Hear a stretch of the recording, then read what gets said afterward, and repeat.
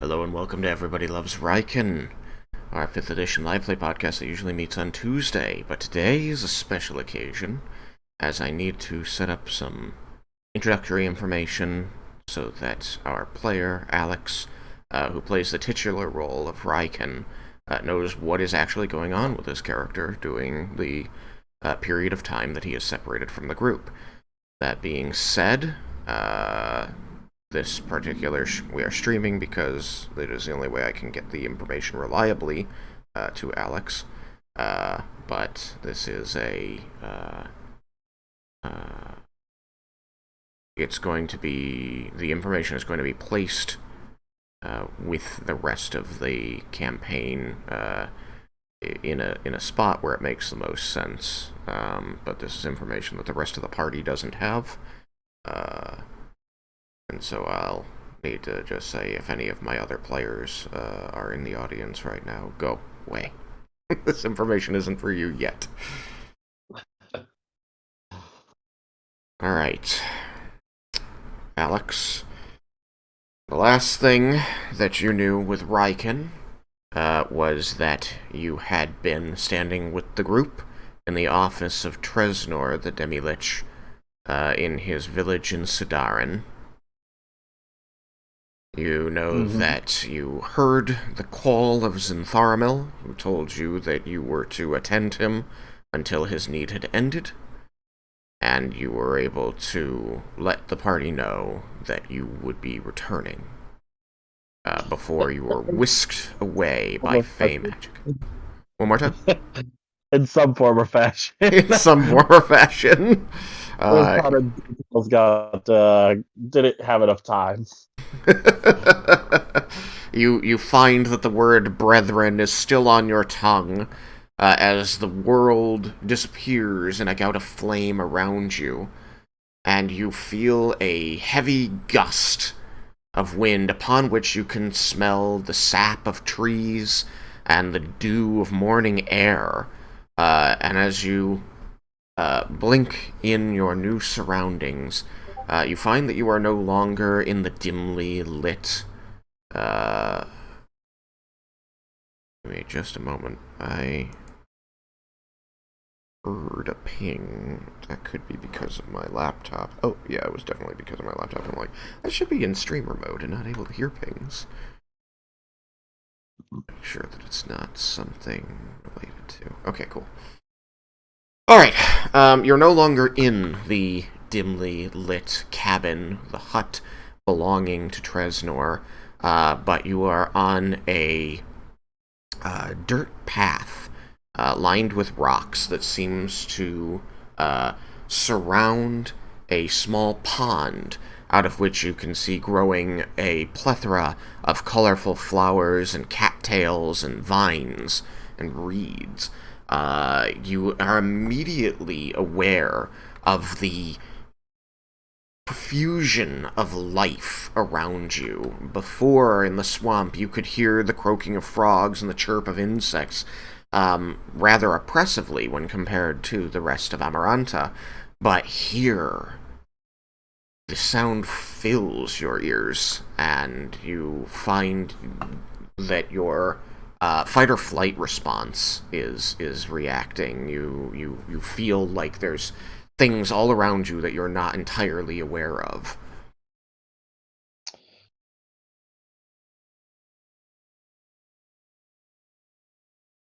You do see as you I'll teleport to a wild. Or I have no knowledge, would I have no knowledge of that? Since I would say I've never been into the Feywild, so I don't know if I would even think that this is the Feywild or not. You've never been to the Feywild, but a quick look around you will confirm that it is not the material plane. As you know, the material plane is generally possessed of green grass and blue sky with white clouds. And you find that you are in an area that is open to the sky, and the sky above you is almost a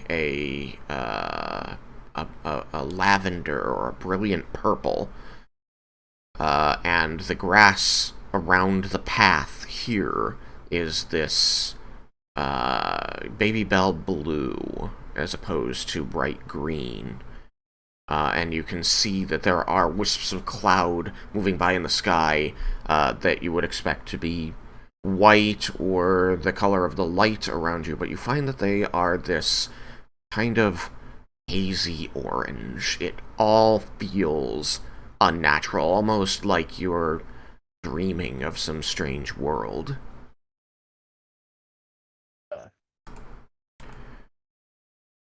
You're aware Um. that the area is full of animals. Okay. Do I see this entity that's next to me? Yes, you do Is this see a large creature next to you who you do recognize, for you have seen them before, however, not quite so larger than life. You recognize the humanoid torso, the hircine legs, the soft brown eyes, and the large antlers of Zentharamil. The parts you don't recognize are his attire. He's wearing, um, I guess you could say clothing, that would at first glance appear to be like regal robes, but as you look closer, you realize that they are an amalgamation of leaves and vines and flowers, made to look very much like regal robes of, say, a human king.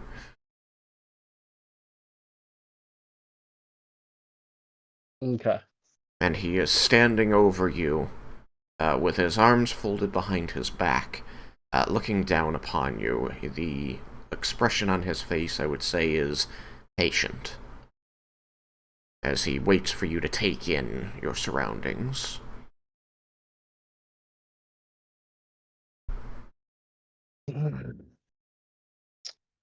You called.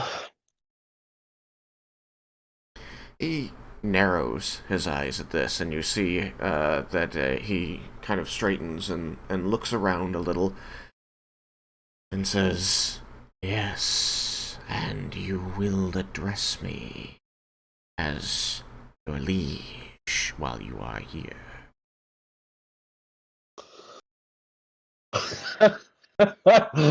Raiken.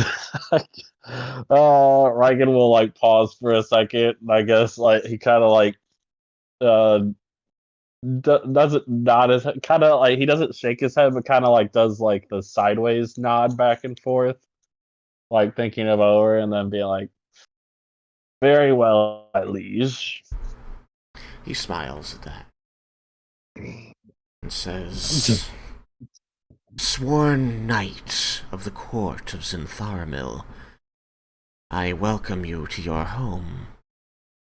This," and he casts his arm out grandiosely, and you see there's this partially constructed building that seems to be a portion new crisp white marble and jade, while the rest is old decrepit stone.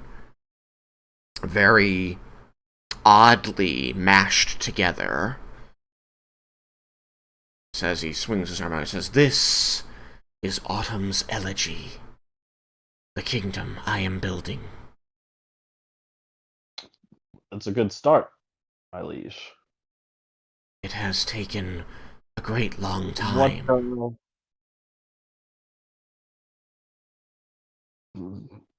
this is a long time. It doesn't seem like it's been that long since you were restored. He begins to pace around you, saying, "I am at a disadvantage here. Everything seems a great long time when your enemies mount around you, already supplied with what they need to destroy you, and you must build from scratch." Okay, that definitely paints things in a different picture. Well, I mean, what is it that you need me to do then? We. I need you, Raiken, of Court Zintharamil. to do your duty and to fight enemies that threaten me. For today is an auspicious day, and I have many important guests that cannot come into harm's way. So I will need you to stop these creatures. They aren't many, but they are strong. And I must put forth a good foot, as your people say. I must impress these potential allies. Well, certainly came to the right person. I'm more than willing to fight and destroy any kind of threat that is against you. Though I will admit I'm a little worse for wear. Uh, kind of been in a fight ourselves before you teleported me, and uh, though I will still fight no matter what, I am a little more worried when you say that they're strong.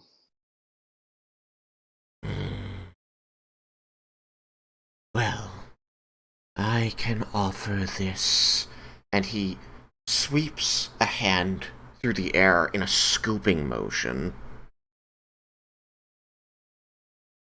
And you see, almost as though scooping ice cream from a container, he takes a piece of the air and folds it into his hand in a ball, which then begins to pulse with light. And you can still see the spot in the air where he scooped this strange substance as it begins to fill in, haze out, and become part of the background again, as though untouched. And he brings his hand down before you with this pulsing blue light glowing in the center, and he says, "One advantage here in the Feywild is that magic is everywhere. If you touch this orb, it will restore your magic." Oh, you don't have to tell me twice. Raiken will quickly reach out a hand and grab the orb. As you place your hand on the orb, the flames that he created at your last meeting in the mansion appear over your shoulders and begin to glow brightly and rise in size before shrinking back down to normal. And as they do so, you can feel the magic flowing back into you. You can regain all of your spent spell slots. Woo!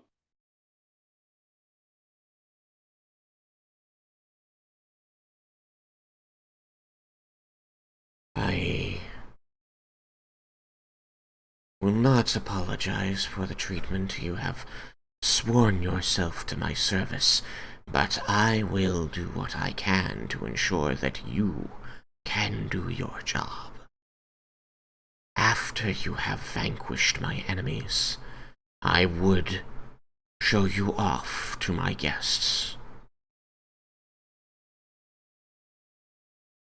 Sounds like my kind of party. I hope it is. The people that I associate with are not like ones you know in your world, but I would appreciate it if you could leave a good impression upon them.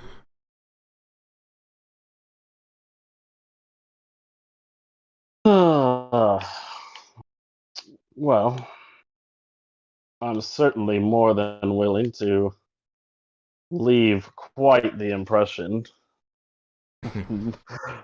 Many of my partners would say the same.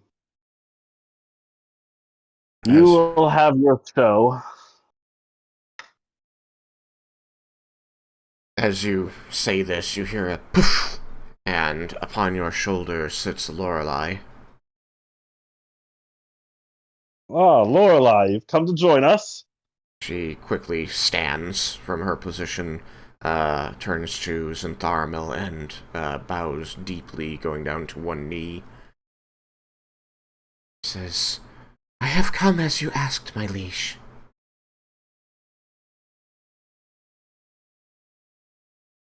And Zentharmil smiles and says, "Good. Now my sworn servants have arrived. The job is to protect this place. One of my enemies has gathered a group of Fae, and they will be arriving shortly. I will need you to face them. I pray you to know how to work together." Uh, I mean, we've never fought together before, but I don't see why we wouldn't be able to get along. Without rising from her bow, Lorelei announces, "It will be our honor to fight at your behest, my liege." You can count on us, your liege. My liege. Whose liege? My liege. That was a mess up. She said, I said your liege as well. I see that thing I said might happen happened. Yeah. Called it. Very good. My guests will be arriving shortly. Hopefully you are done by that time so that I might introduce you. He indicates this southern gateway and says, "They will seek to damage this place. We have one good wall at this time, so it will be your job to keep it from falling."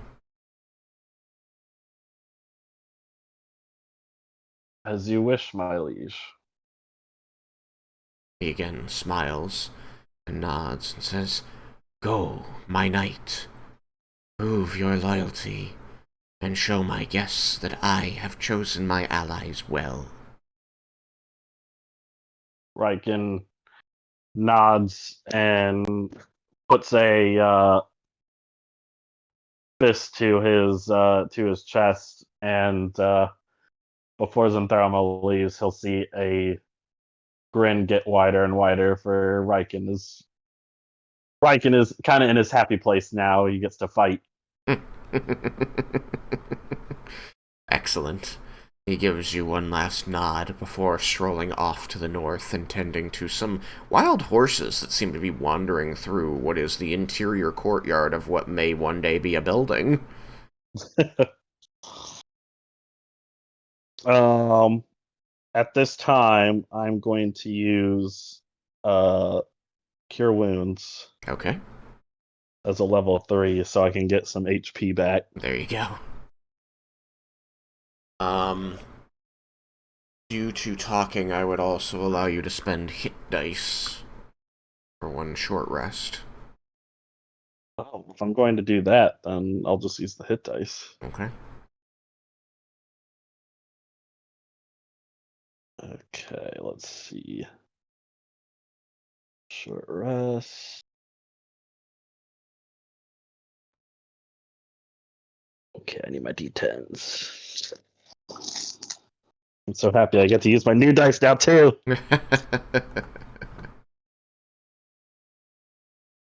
D10. D10.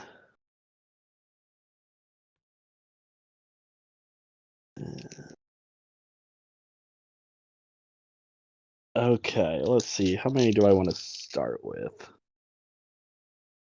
6.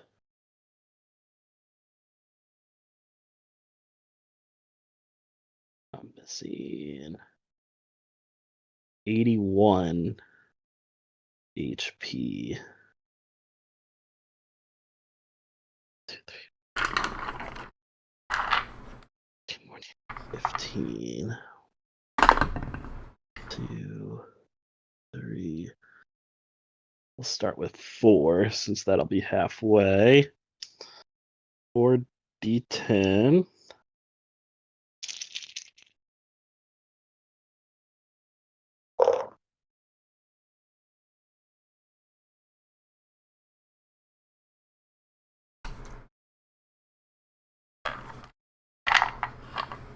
The 8 plus 8 is 36.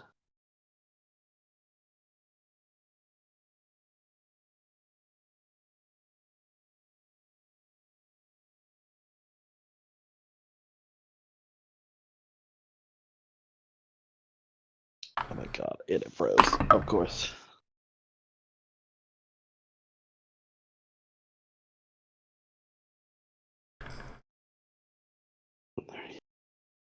There we go.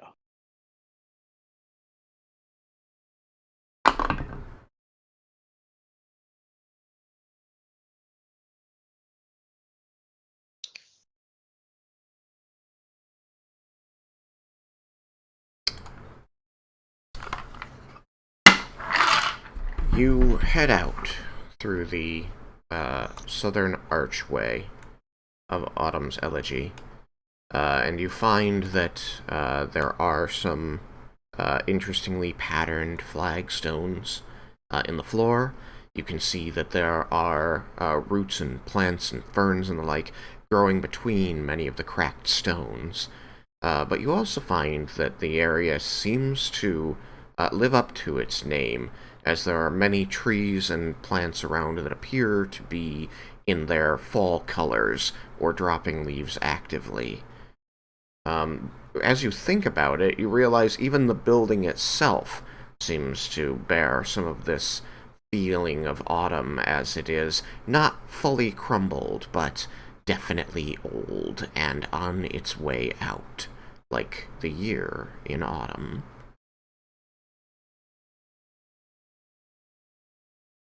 You circle around, and I will say that the vast expanse of water is just because I was trying to do a detailed map, and so it's not actually in an ocean of water. Okay. You do find that beyond the walls of Autumn's Elegy, you are surrounded by a deep, lush, wild forest filled with low ferns and brush, and as well as tall, tall trees with a canopy that closes out the light above you. A stark contrast to the open and sunny courtyard of the villa. And as you move around the outside and you spy streams of uh, water question mark, as you find that it has an almost oil-like rainbow effect on any light that falls upon it. Mm-hmm. In amongst the trees and brush, you move out to the wall and you feel your senses prickling once again as creatures in the forest you can hear but not see take notice of you and move away. You sense that there are many walking and flying creatures that have been displaced by your presence. And then it begins to go quiet. Not silent, as this place seems like silence is a state it does not ever know. But you find that many of the nearby sounds dim away, and you suddenly feel an aloneness as you stand before this wall, waiting uh, for the approach of these known aggressors, wondering what you will face. Give me an initiative roll. Yes.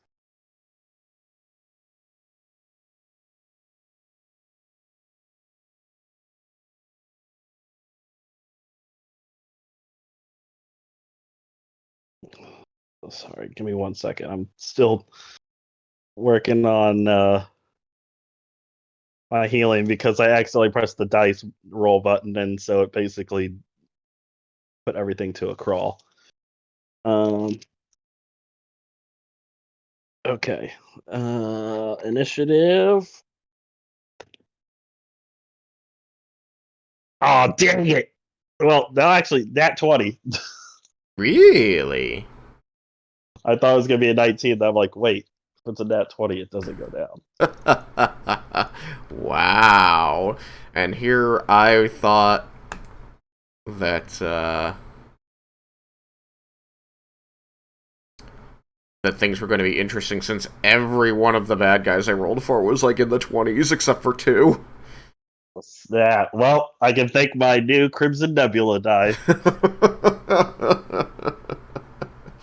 Very Uh, well. just so you are aware, because I said I was using 4, but then I wasn't able to do it anymore because I accidentally rolled on the screen. Yeah, give me a moment. Um, Sorry. It was a bad job interview. oh, you're good. Alright. I used a total of 8 hit dice. Just so you are Out aware. of the 21 that you rolled? No. Out of I had used 3. 3 hadn't recovered since I last used hit dice, and then I rolled 4, and then I rolled another 4. Okay, and you know that you get your Constitution modifier on each die, right? Yes, Okay. yes, I added that with it. So I'm not at full health, but I'm at close enough that I'm fine with it. Okay, cool. So, you begin patrolling this wall, and as the sounds of the local fauna seems to dim away, you become alert, and you hear the movement of several creatures approaching as their footfalls uh, crush underbrush and break branches and the like. You're not certain how many there are, but at least one is going to be very large. Okay. Raiken will make sure that he has his um, battle axe ready, and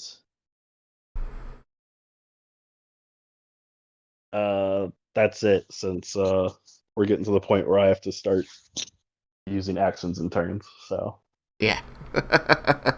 Very good.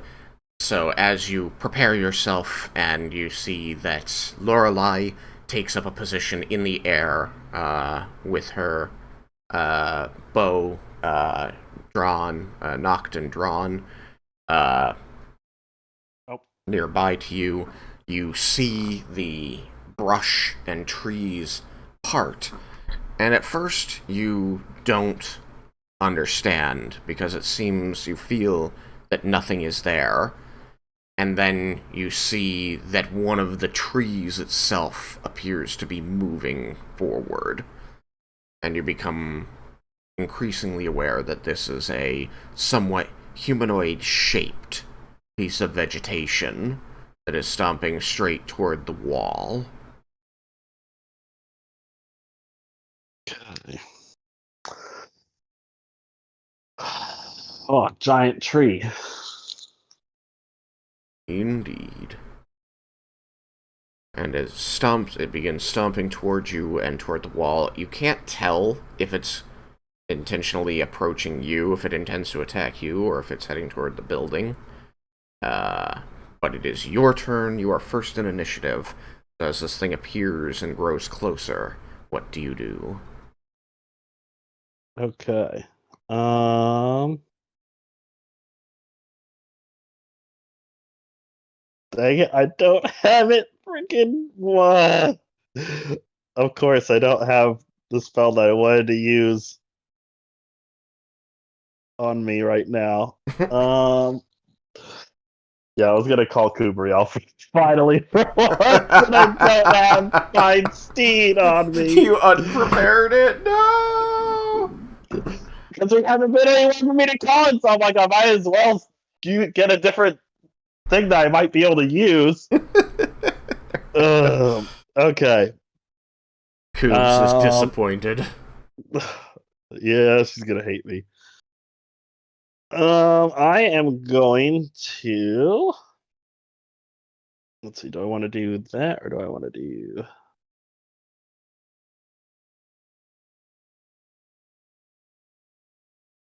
Okay.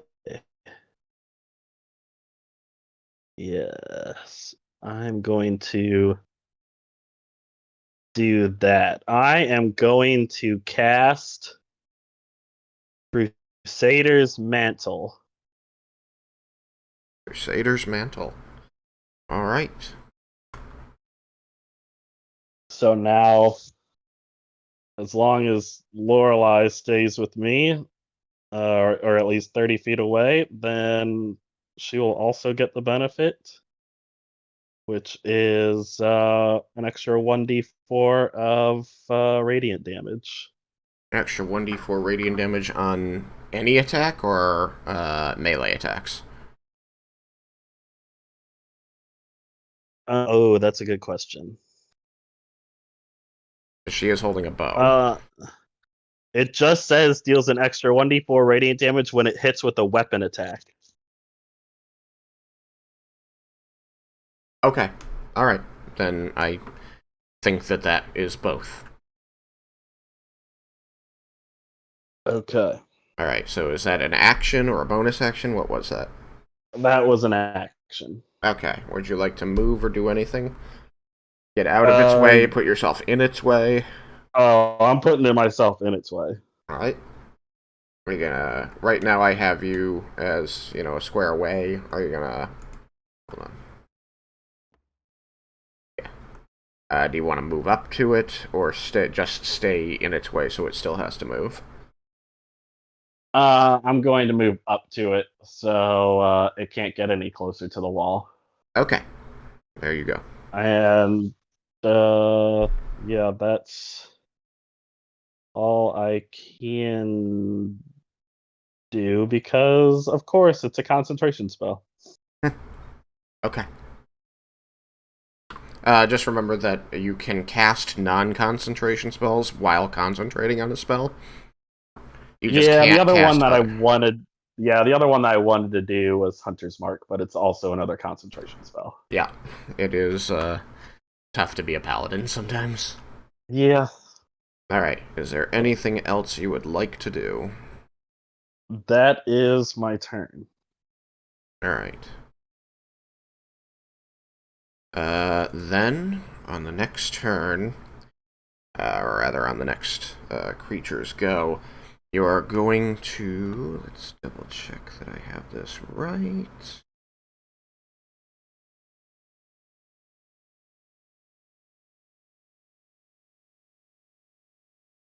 Okay. Huh? Yes, yes, yes, yes, yes. Until. Okay. You're going to hear some cackling from above in a. It appears to be in. It is in Draconic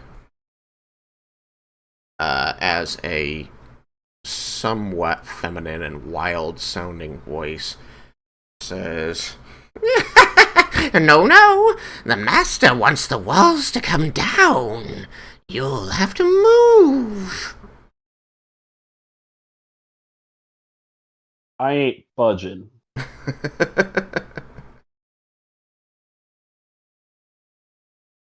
And this voice is going to then do the things that makes it sound like she's casting a spell, even though you cannot see her. Okay. I have no way of stopping it. Okay. Then I need you to roll a wisdom saving throw. Okay. Not too bad at wisdom. Mm-hmm. 16. A 16. All right.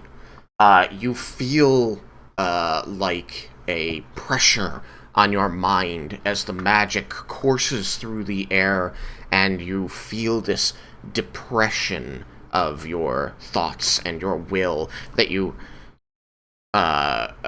steel yourself and shake off as something seemed to be trying to force you into a subdued state.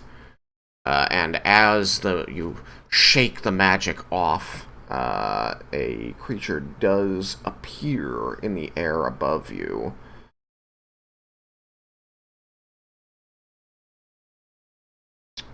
Just need to decide what token I want to use for them. Aren't many I like. No.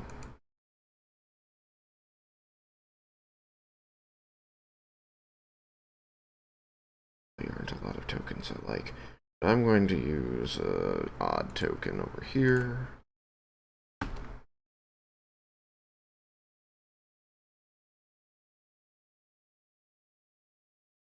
Boom.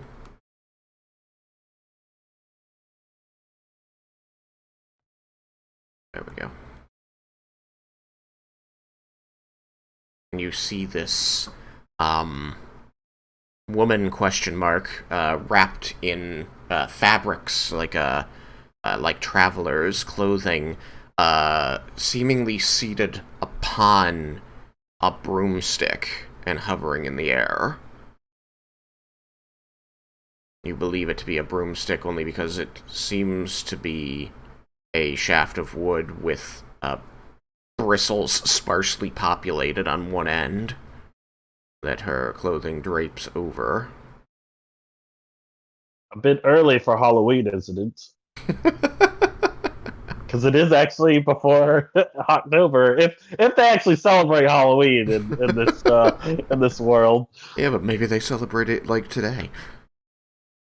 All right. Well, now it's canon. It can't be it today.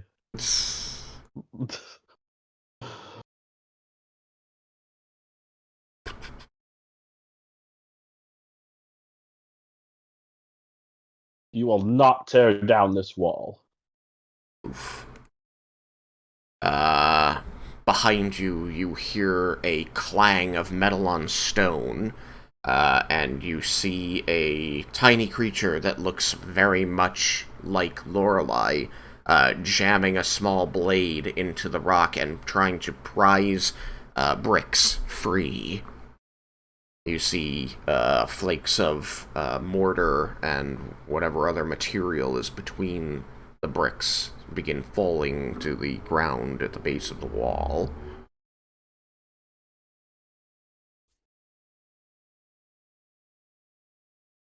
Lorelei, perhaps you can handle that one. I'm on it. And because I just gave all the same creatures the same initiative, two more appear. They were clearly invisible and begin hacking at the wall.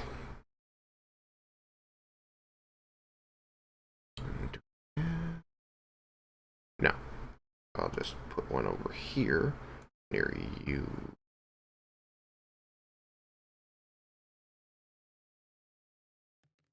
Get out of here, die.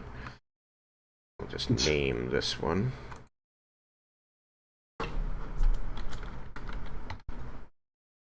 Lorelei.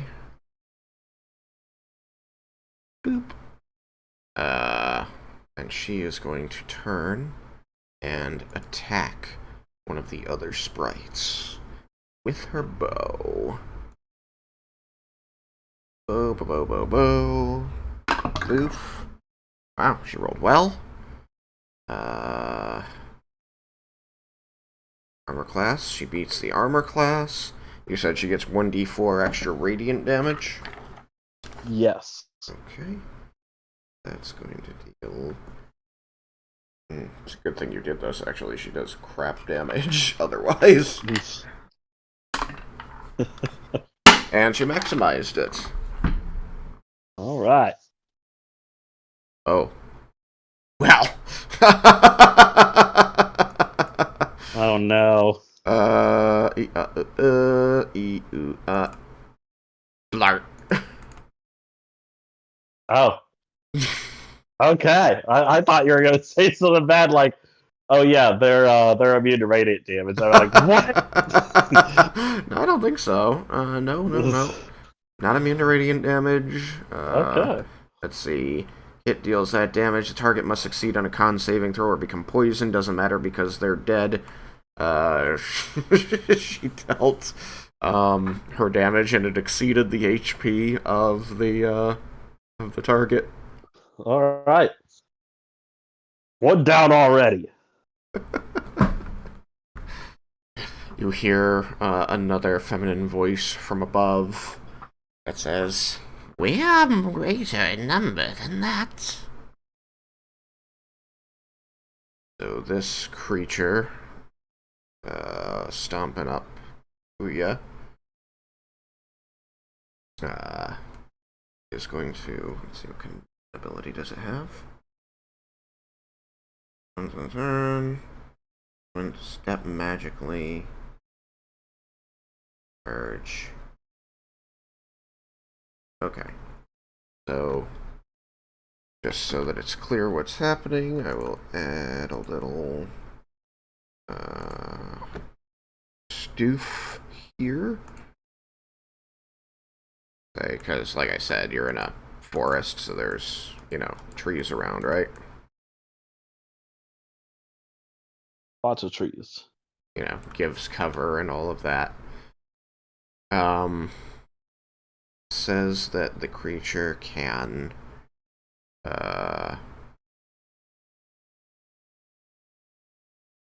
become one with a tree.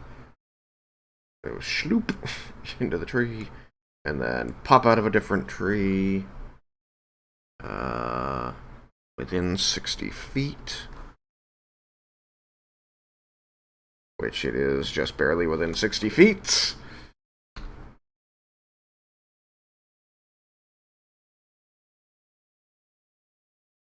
As it steps into the tree, I don't think this normally provokes, but I'm Yeah, I gonna was say gonna that ask about that. it has to step away, kind of, to do it. Well, because, like, this seems to act like a teleport, but it also says they have to step into an adjacent tree. Mm-hmm. Like, so it seems to treat it like a teleport, but I'm going to give you a benefit and let you make an attack of opportunity. But because of the nature of the teleport, I don't think you'll be able to stop its movement. But you can get some damage on, if you believe that sounds fair. Yeah, I'll take half of my of being able to. If I can't stop them from moving, I'll take the damage if I can get it. Okay. I mean, so, like, if somebody can teleport, even if you sentinel them, they can still teleport because it doesn't use their movement. That is true. Okay, I got a. Go back to my stuff. A 23 to hit. Alright, that's gonna hit. Roll for damage. Okay. It occurs to me that we probably don't have any music on right now, do we? Um, I don't know because I have the stream turned down to 0. So Right, makes sense. But somebody else might not. Here we go, atmosphere. 8, and then I'm gonna use a level 1 spell slot for my Smitty Smite.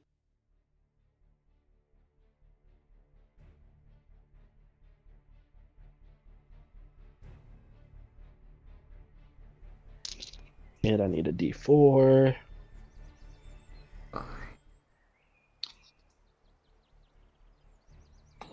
Okay, now, check this.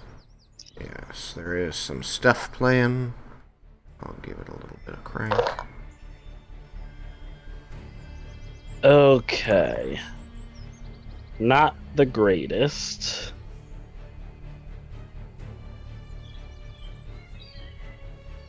but not the worst.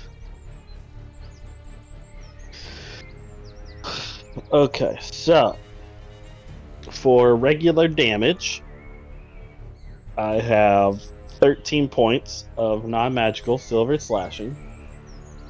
13 points of non-magical silver slashing. And then for radiant damage, I have 17 points of radiant damage.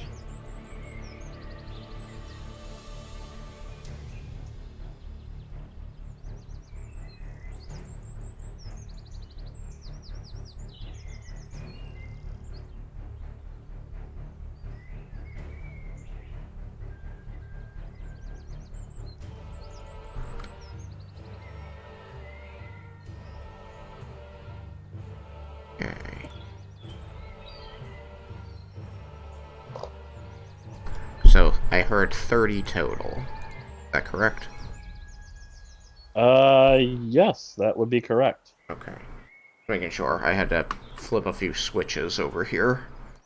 Alright, bam. You score a solid hit on this tree creature, and you hear this groan, though you're not sure if it's a voice or just the groaning of wood, as it seems to slide into the nearby tree, becoming one with it, and then appearing next to the wall over there, to your north. You do see that you've damaged part of the bark upon it, and fallen some of its lower branch-like protrusions. And Coward. it's going to take a mighty swing at the wall. And it scores very well. You see that this thing seems to work like a siege engine, as the bludgeoning damage of its great tree fist actually manages to dislodge several bricks and break others. You see splintering cracks moving up the segment of wall. You know that this thing is definitely a danger to the building. That's going to need to be taken care of. Yes. Up. Alright. And, as if on cue, the, owner of the second voice, appears in midair and begins casting a spell.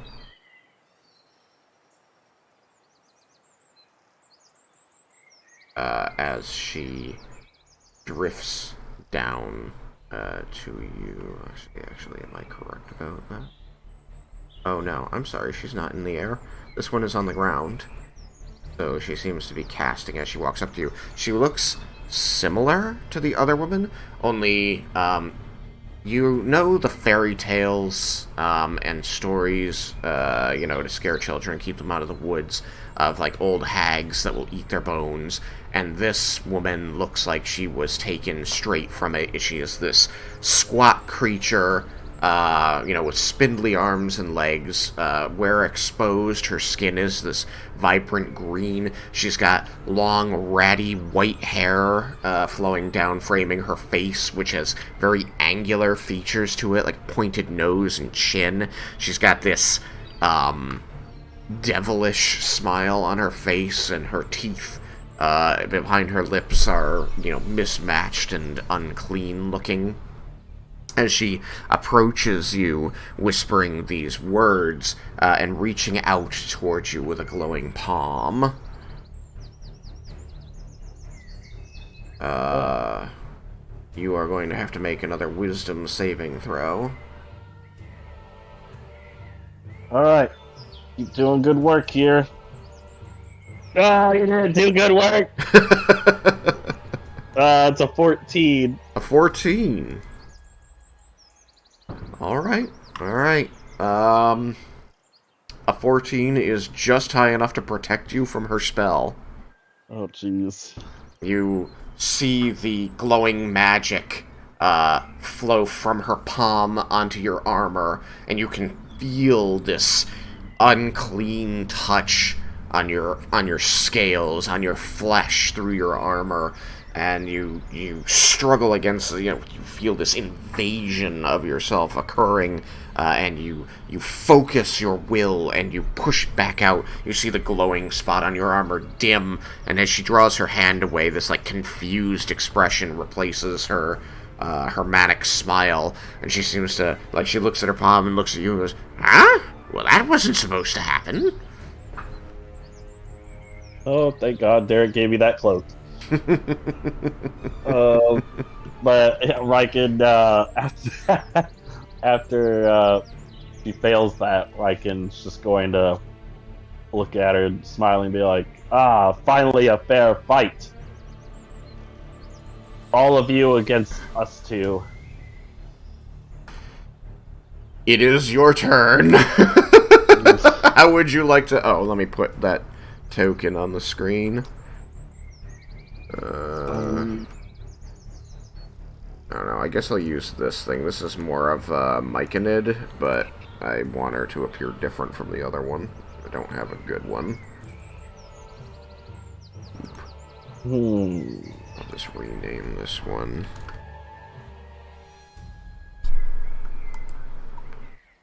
And this one.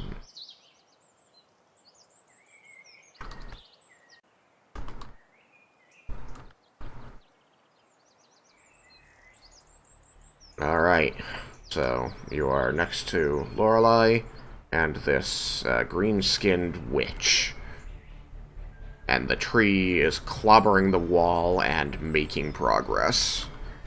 Yeah, that's got to be taken care of first. So I am going to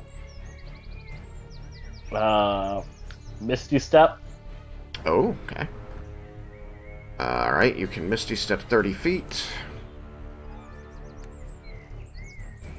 And I'm going to head over to the giant tree. Siege tree. Okay.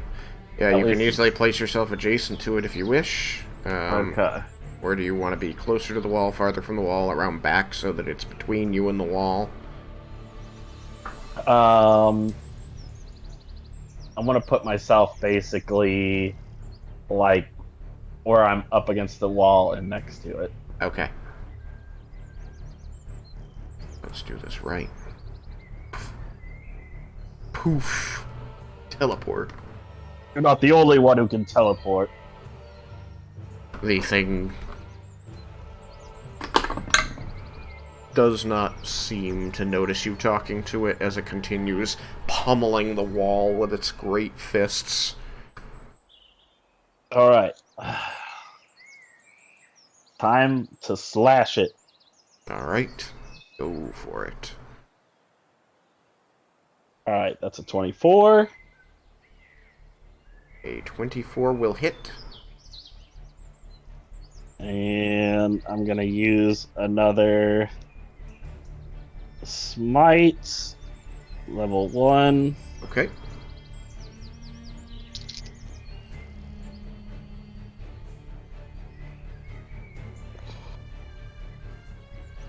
Oh, that was not as good. Okay, so I have 9 non-magical silver slashing. Okay. And 10, 15 radiant. 15 radiant. Alright. You seem to be making a dent in this thing as a large chunk of wood falls away from its leg, and it kind of, kind of keens sideways. It seems to, you see its head twist, and not that it has much of a face, but there are some knots up there that may or may not be there to represent eyes. Those seem to find you. Alright, Raiken's gonna continue doing his best Paul Bunyan and chop this tree down. Drop it again. That's a 26. Okay, yeah, that'll hit.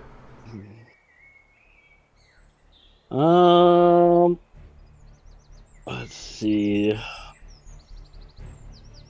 What do I want to use? Use a bit of everything already. I'll do another level 1. Oh, no, I'm gonna do a level 2. Okay. Big money. So I need to get another D8. Indeed. Okay.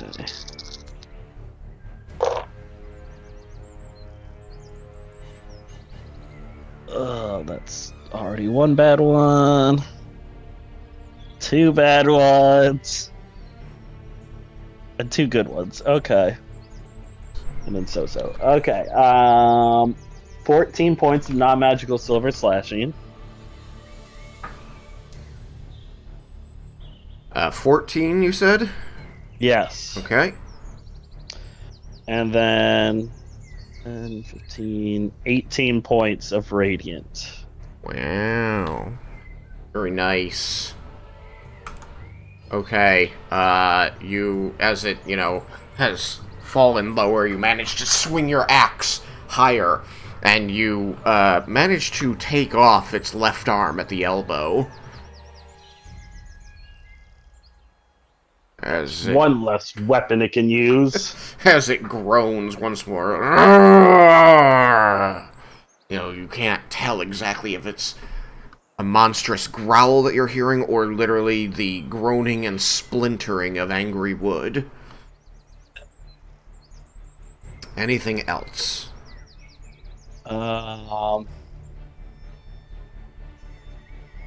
That will be my turn. Okay. And the hero's mantle thing also adds the D4 radiant to you? Yes. Cool. And you remembered to do it? Yes. Good, excellent. Okay. And you just have to maintain concentration on it, or does Lorelei have to stay within a certain distance of you? Within 30 feet of me. Which she should still be, since it was 5, 10, 15, 20. Or if it is, she might be just outside. She's either just outside or just inside. It was weirdly on a corner, so I moved her inside. 5, 10, 15, 20, 25, 30. I don't know how she got on that corner. Alright. Alright. Range area 20 feet.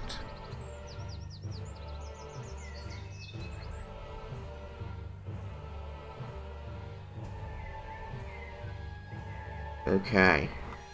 5, 10, 15, 20.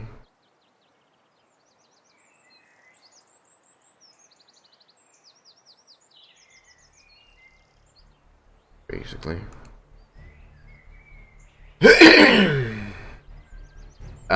So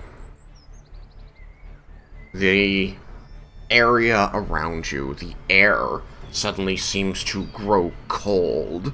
It was already like fluctuating between chilly and warm, as you might have warm fall days and cold, brisk fall days.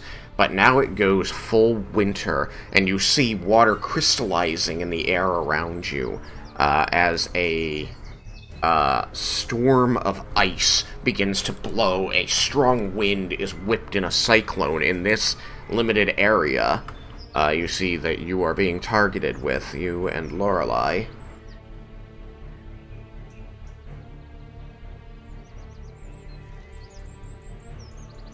Let's see here. So, you will need to make a dexterity saving throw.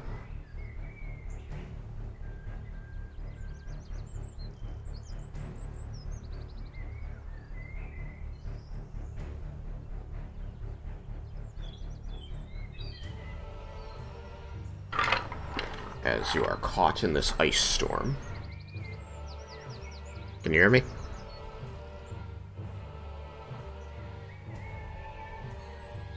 Alex?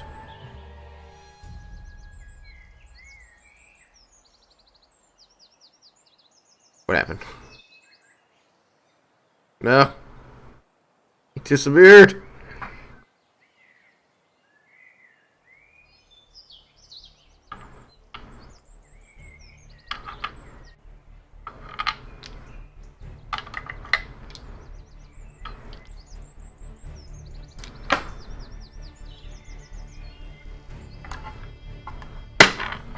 Are you back? Can you hear me? I can hear you now. Okay. I switched over to my laptop. I don't know what was going on with my phone. It's just connecting now. Oh, man. Alright, so where did you fall off? You were just starting to talk about whatever you did with the circle. Okay, so the circle is a ice storm spell. I gave a big flowery description of it before. But let me tell you that you hear words being said by the hag above you on the broom, and suddenly the area around you begins to whip up in a cyclone of strong wind, and the temperature drops significantly, and you see water vapor in the air crystallizing into ice and begin getting dragged around by the high winds. You see that the tree is just outside this area as you are caught in this ice storm, and you will need to make a dexterity saving throw. Oh, here we go. This is the one that I'm going to suck at. I have to make dexterity saving throws for all the sprites.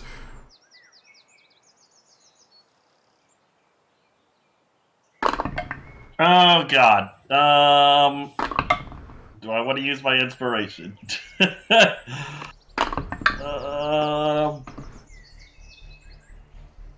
I will use my inspiration.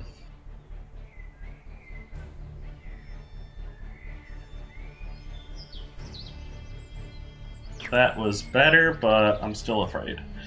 I got a 14. Okay. It's at least better than the 7 that I would have gotten.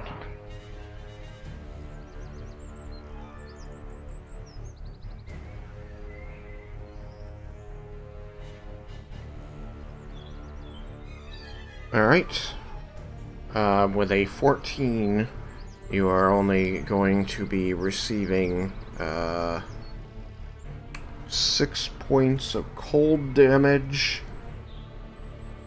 and 7 points of bludgeoning damage. Alright, but is the bludgeoning damage decreased because of my heavy armor mastery? Because it is created by a spell, no. Okay, I just wanted to make sure. Yeah. So 6 and what? 6 and 7. Okay, so 13. Yeah. Got it.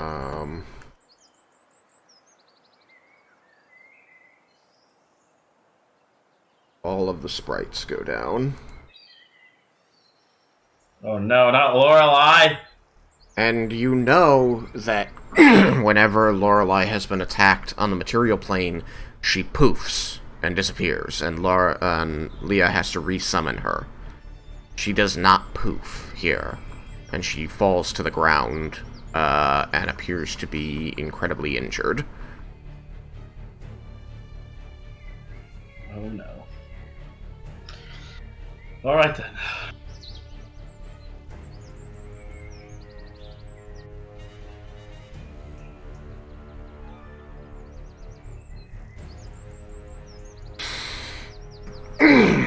You hear the hag above cackling with delight, despite that she has just essentially killed all of these sprites that seem to be working with her. The tree creature that you have been wailing on growls its discontent as it rises back off of its knee, and you see its remaining arm begin to glow with magic. If only I could do something. Hmm? If only I could do something. Yep. And it thrusts its arm forward, punching into the wall. And destroying the segment of wall before it. You see the magic, like, pouring out and glowing in the cracks that spread through the bricks as they explode out and fly in different directions. The segment of wall above sags and many more bricks fall into the hole that was created here before it turns towards you and brings its glowing fist down toward you. Scoring a 25. Pretty sure that is going to hit, yes. Okay.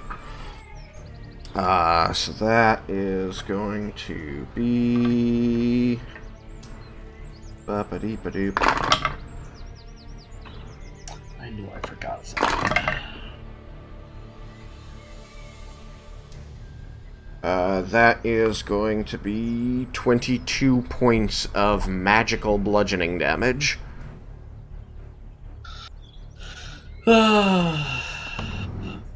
Okay. Magical bludgeoning damage. Alright.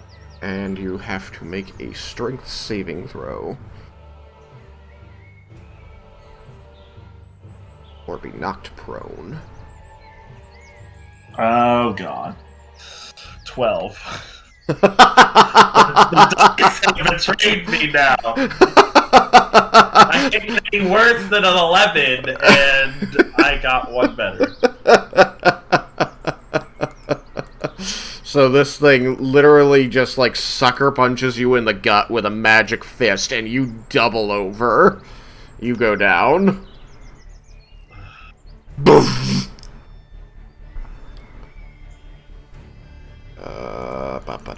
Boop bop. Which means it becomes the Green Hag's turn. Green Hag, what you got for me? But what if you just hit him instead? Wow, you suck at hitting things.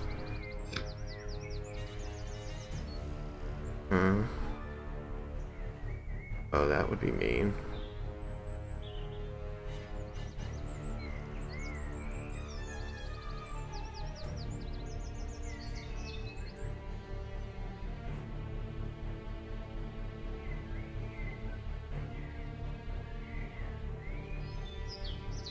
Okay.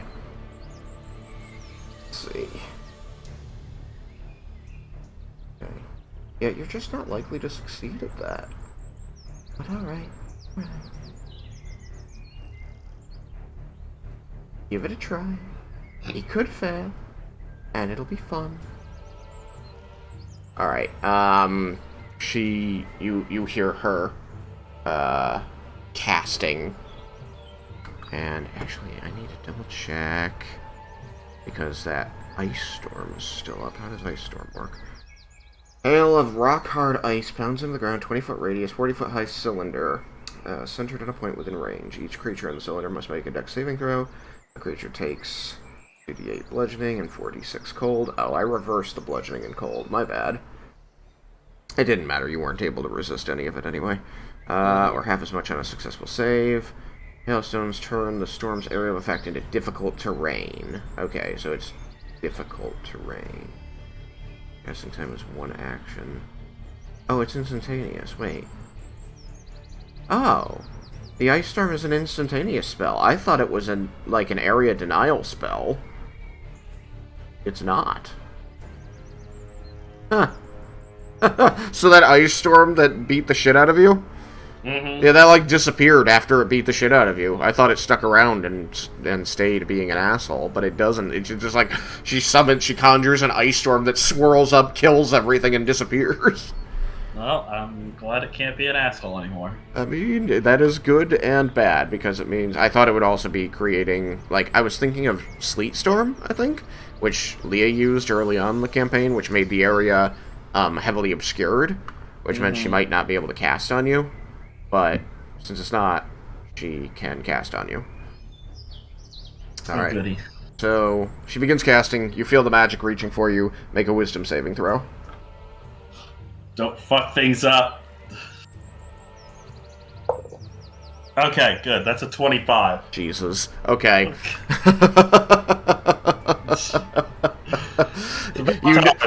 You saw a shadow begin to loom over you, like, and begin to take on an almost humanoid form as it coalesced.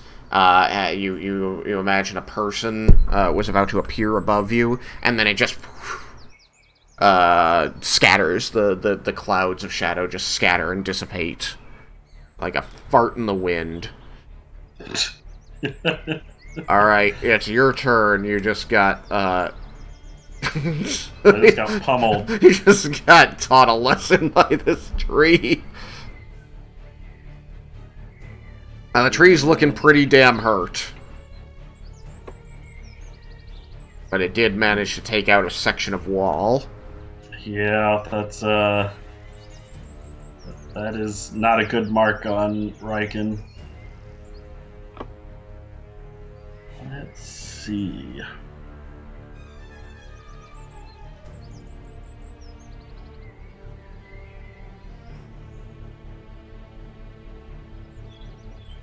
Sorry, I'm reading something. Mm-hmm.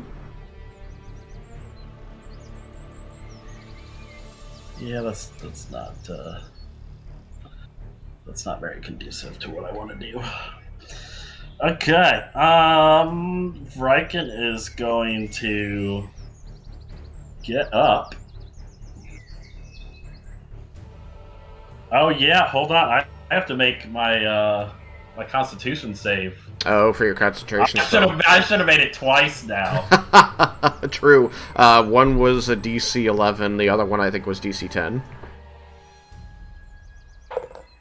Okay. First one I got because I rolled a 14, so that was a 26. Second... Wait, you have a plus 12? Yes. Okay, you don't need to roll. I wasn't even thinking about that. Yeah, I'm plus 12, so it's less than that. Even if you roll a 1, you got a 13, and the most damage you took in a single hit was 22, so the DC on that's 11. Okay then, so I'm good then. That's a good con save. It is. I love my con. I didn't think Paladins got con. I know they got... No, never mind. I was looking at Charisma. Sorry. Oh my god. I got a 20 on the first one, so Okay. that's still rolled. The second one was even better. It was a 24. Okay, you actually have a plus 6 con. Yeah, I'm sorry. That's I've been okay. wanting to use my Charisma so much, I never get to use it. It's true. It's so sad. There's like one spell that requires charisma saves. Okay, so now that we're past that, Uh-huh. I should have done this from the very beginning. Mm-hmm. Though now I'm not sure, because it's super hurt if I really want to do it or not. It is pretty damn hurt.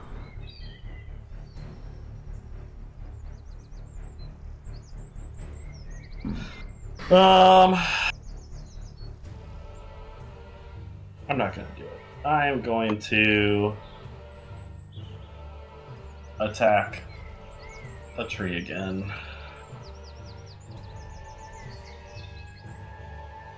That is a 24. Okay, you hit the tree. This time I am going to... You know what? Screw it. I'm using a level 1. I need to take this one out. Okay.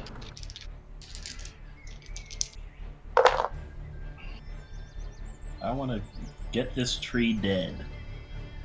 Of course, I almost minimize on almost all of them. Alright, what's the totals? 12 non-magical silver slashing. Mm-hmm. And 12 radiant. I got 1 max on the radiant, and 2 mins, and 1 and 2. Oh, man. Alright, it's still standing. What do you do? Gonna attack again! Alright. This thing needs to go down. It's their biggest weapon.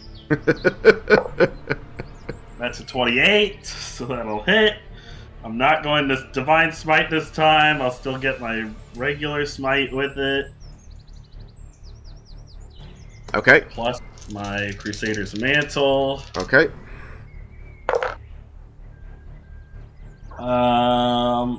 Okay, that is another 12 non-magical silver slashing. Uh-huh.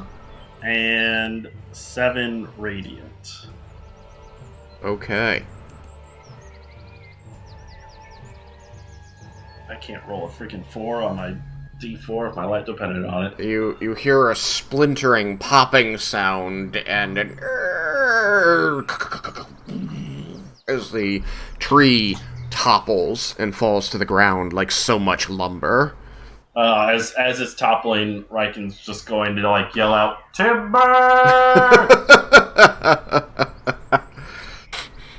Luckily, it had been like back swinging for another blow, so this just carried it over backwards. All right, you got anything left? Yes, Raiken is going to move, and he's Okay. going to move to Lorelei. All right, 5, 10, 15, 20, a poof.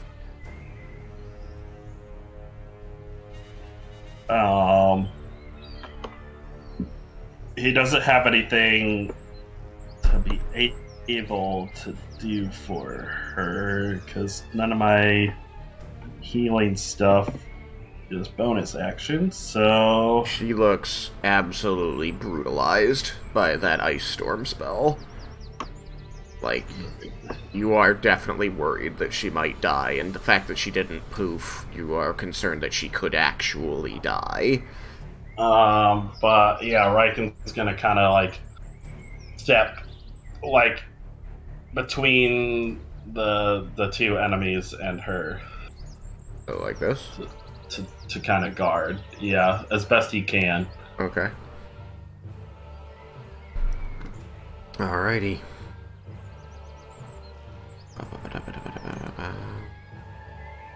Which makes it this thing's turn again.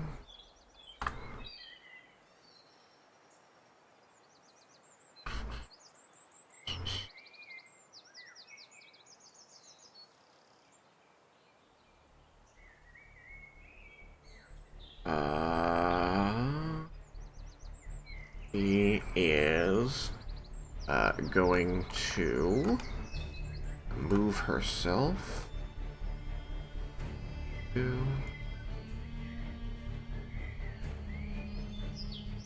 into this hole, and she is going to target you with a spell, and rolls piss poor. So you see that she holds out a hand, and light gathers in it, this blue-white light, and then it sends out a beam of this icy energy with, condensing water in the air around it into droplets of ice that fall to the ground, and this beam just, like, skims right past your leg and freezes a patch of ground beyond you.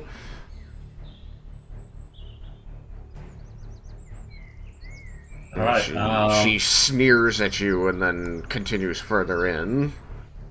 get back here!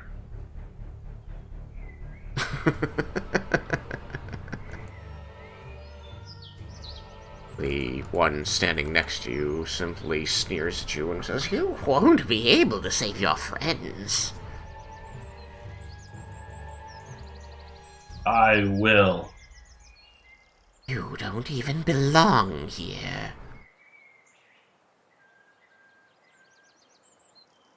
This may not be my true home. But as long as Zentharamil's here,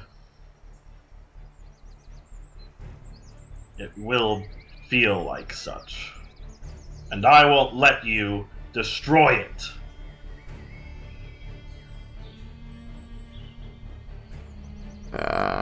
She's going to grimace at you and then simply place a hand directly in front of your face, which glows with a green, sickly light, and you need to make a Constitution saving throw. Okay, let's do it. Let's do it again. Yeah, 20. The green, sickly light washes over you, and you feel nothing. There was a bit of a coldness to it, and a very strong wrongness, but you brush it off like it's nothing. And she again grimaces, goes, "Well, you can't catch both of us," and she begins running away. You guys seriously call yourselves magic users? Look, I didn't level up these creatures. I was concerned about the challenge rating as it was. No, I'm not telling you like you should have made it harder. Hold on, let me up their DCs. All right, you now have to make a DC 26 con saving throw. What? Why? It's just the character. It's not me. No, I know. All right, so she begins running away. Okay. I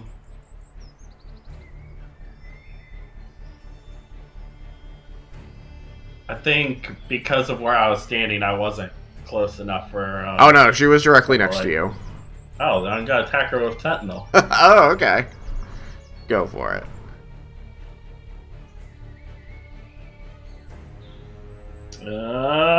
Huzzah! Please tell me her DC is, or her AC is not 15, or less than, or more than 15. Her AC is in fact more than 15. Oh my god! You can't catch us both! She starts running away. Alright, she was here. 5, 10, 15, 20, 25, 30. Alright, I was only off by 1 square. Coward running away. It's your turn. What do you do? Alright, Raiken is going to put a hand on Lorelei. Okay. And he is going to use 8 points of lay on hands. Okay. You place a hand over her tiny body, and you begin pushing this magical healing into her, and you can see that it is, whatever has been done to her is difficult to heal. Like, you feel like you have to push harder to make this healing take. But after a few moments of concentrating on your magic, putting this healing energy into her, you do finally see, like, her bad bruises beginning to mend, her cuts closing, and, you know, limbs untwisting from where they fell. And she does begin breathing regularly. She opens her eyes slowly and groans. Says, "Sorry. I wasn't strong enough." There's no time to apologize yet. We still have a threat at hand. We must protect Lord Zentharamil.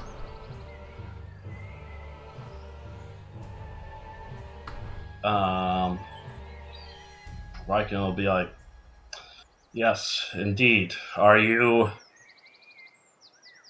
feeling? I can fight. I can fight. All right. Um, so, I wanted to ask you, because I think we did this before, Okay. but I want to make sure. If I, like, put Lorelei in my hand Mm-hmm. and Misty Step, am I able to take her with me? Misty Step doesn't usually let you take creatures. No. I mean, it doesn't say anything. Yeah. I think, like, the easiest way to be, like, yeah, of course that works, is to, like, shove her in your bag of holding, which you have. Mm-hmm. But, like, she is small, and while she was unconscious or dying, she was definitely, like, an object, basically. She's kind of a creature again. But, yeah, like, if you grab her and just, like, shove your hand inside the bag of holding for a moment, like, you can do it. Okay. I'm going to grab hold of her and be like, "Don't worry. I'm only doing this for a second." He's going to, as carefully as he can, but with at least some haste, he's going to open up the bag of holding, Mhm. put her in it, Aha. then Misty Step through the hole, or Okay. at least onto the hole, so that he can jump down to the other side. And if it's allowed, release her out of the hole, or out of the holding bag of holding. Yeah, you could just, like, leave it open. Okay, then that's what'll happen. Okay. You can see, as you get up into the hole, that the hag is flying along, cackling to herself, and there are little flocks of small animals scattering away from her, trying to hide in the underbrush.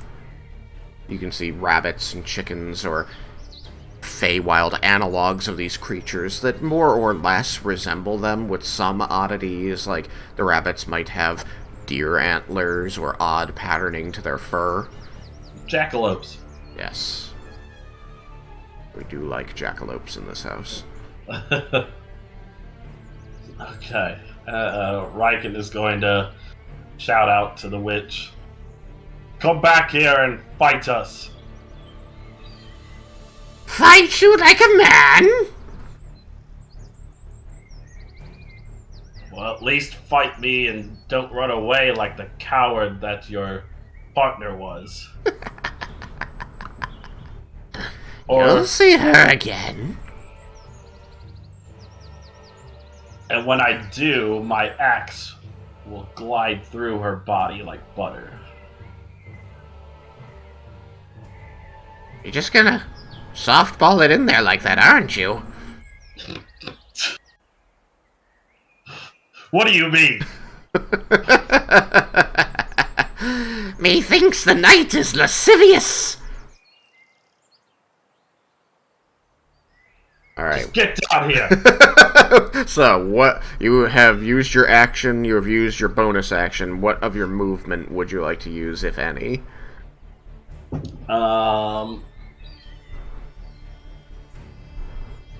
I guess,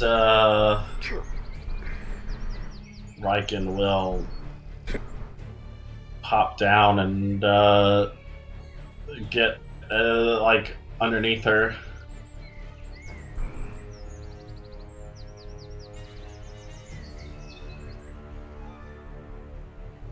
Alright, roll acrobatics.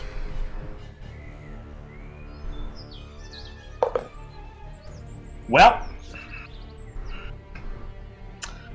Raiken's gonna be taking a tumble. He got a 2. Alright.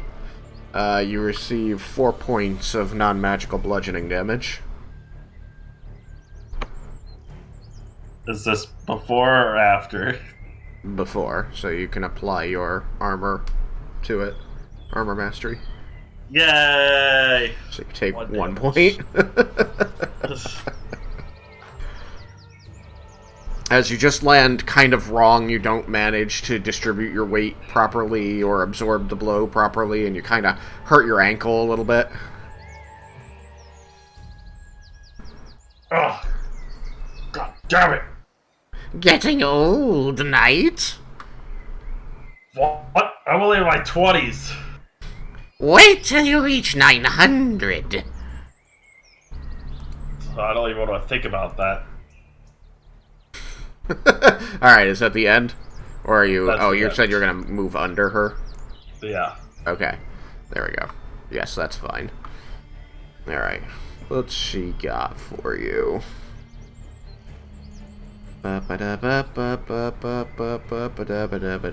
Almost all of these are wisdom saving throws, which you have proficiency in. Yes, give me the wisdom. Goodness. Oh, that's fun.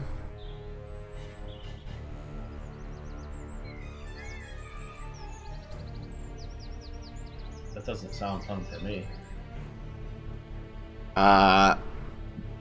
As you chase her in, you hear a roll of thunder, and looking up into the purple sky, you see the streaks of orange clouds beginning to swirl and get drawn into a thunderhead.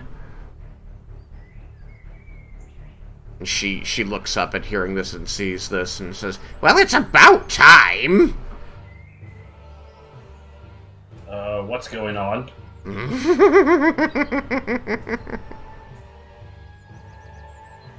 You see her, like, waving her hand and, like, pulling it toward her, and as she does, like, every time she sweeps her hand toward herself, you look up and you see the clouds, like, another part of it streaks out closer to her, and she seems to be pulling this thunderhead into the, over top of this structure, which has basically no roof. Yeah, pretty much. Before returning her attention to you and thrusting out her same hand that she was using to pull the clouds, and says, "Oh, you'll see," as a cone of cold blasts out from her palm. You need to make a con saving throw, as she just blasts straight down at you. Since I took the bludgeoning damage, should I, from the fall, should I do my concentration first? You don't, you can't fail it, though. Oh, no, you can. You only get a +6. Yes, you should. Yeah, that was 15. Okay, so you're fine on that. Okay. Then yes, so make now this con save. Now this con save. Yeah, I failed it. Oh, okay. I got an 8. Okay, yeah, you fail. So, this is going to be, like, some actual damage, perhaps. Perhaps. Or not.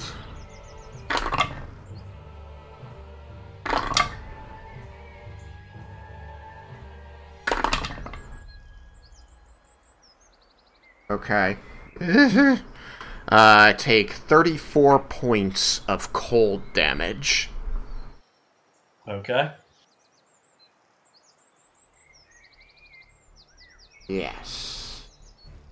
A blast of cold air erupts from her hand and engulfs you in a 60-foot cone. So the ground all around you here is just coated in ice now. And there's, like, because of the proximity of this, there's almost like a tent or a teepee shape of frozen airborne water, like, surrounding you. I would just like to point out that after that attack, I am now down to the HP that I started with. Literally the same point.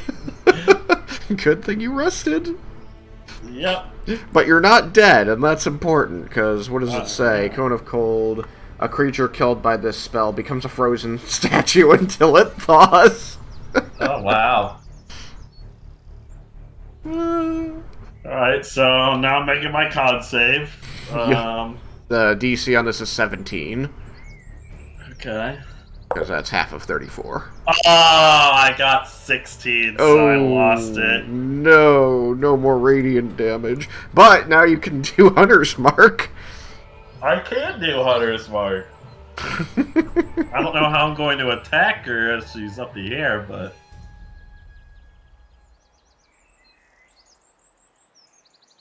Oh no. Oh no. Oh no, no, no, no, no. The bag of holding was open. Wait, I thought she left! She couldn't, it wasn't her turn! Oh my god! When is her turn? Now it's her turn. Oh my gosh. It's you, then the hag, then Lorelei, and then the other hag. Lorelei was the last of the 4 sprites in the fight. Now all my stuff in my bag is frozen too. It is, yeah. You, like, see her, like, pop out, like, shaking, like, chips of ice from her, like, wings. She's, like, shivering. Like, can we just kill this bitch? Gladly. She's going to shoot her bow at it. Notice that she doesn't have Crusader's mantle on anymore. Yeah, sad times. What is your plus to hit? Okay. And what is your AC? She misses.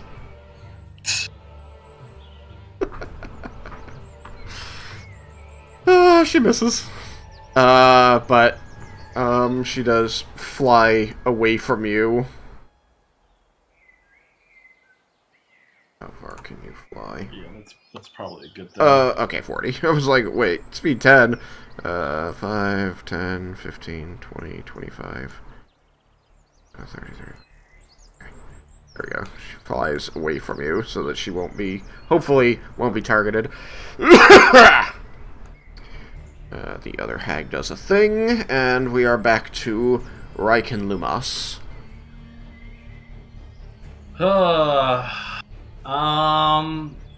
Yeah, this is interesting. I can't really get up in the air to attack her. You just see her, like, straddling the thing, laughing down at you, like, "What's wrong, knight? Aren't you going to come get me?"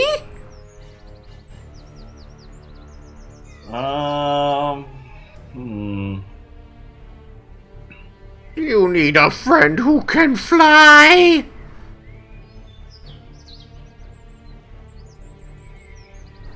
She's been taunting you in Draconic this whole time. Yeah, I know. She's a real bitch. Maybe if you knew a real dragon, or were a real dragon. Just wait until I'm level 20, bitch. I've got time. Okay. Let's see. Raiken is going to use.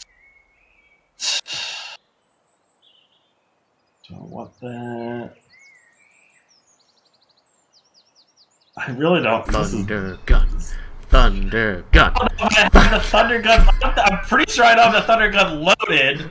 So No, it didn't I do have to take another 2 turns to load the goddamn thing. I haven't gotten a chance to load it because I shot it and then put it in my bag and started running to the last thing. True. Thunder gun. Thunder gun. Do I have my... I do have that, technically. I guess I'm gonna have to use it. Where is it? Alright. Raiken is going to breathe in a deep breath, sucking in air as he looks up at the witch. Mm-hmm. And, like, in his mouth, electricity starts to crackle within. So you hear she's still, like, rolling back and forth on the broom, laughing, and then she sort of, like, stops and just looking down, like, huh? And then finally, he yells out, Ryu no Hoko! And blows out the electricity up towards her.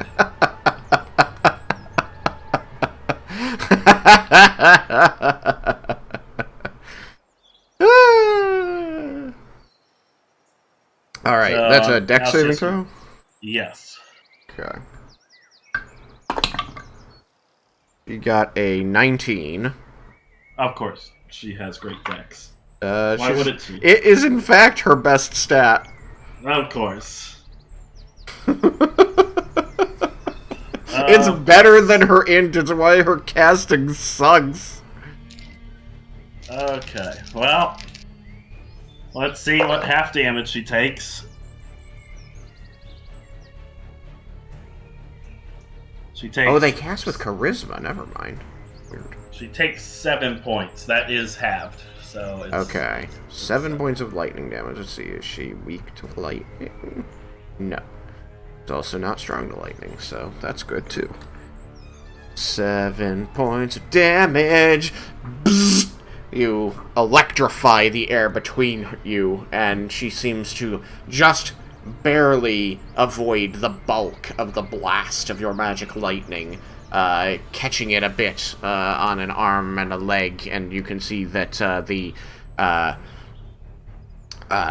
brush head of her broom catches fire, and she's like patting it out.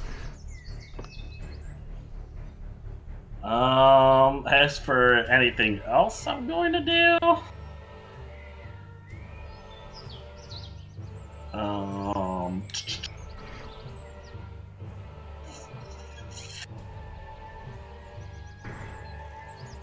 yeah, that's about it. Okay. It's, I mean,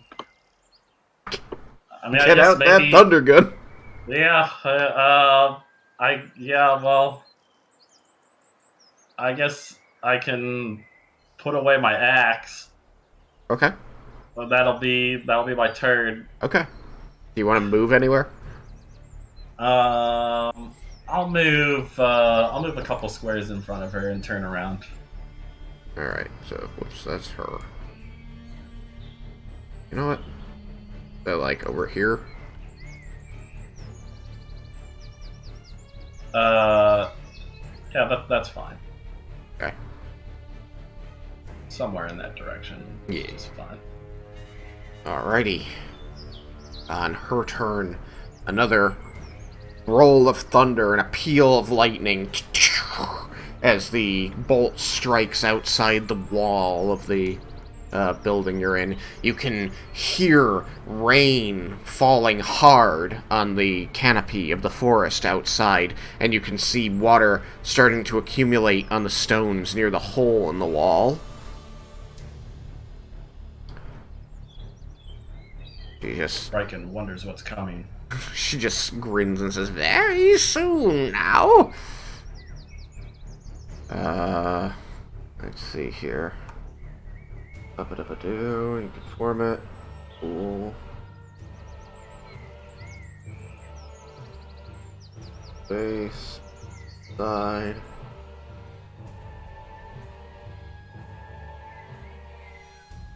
Okay. Okay. Object. Crew.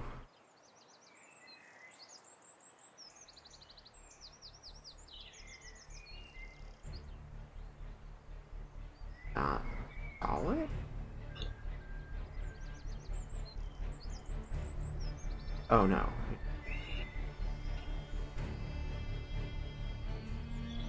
Oh, okay.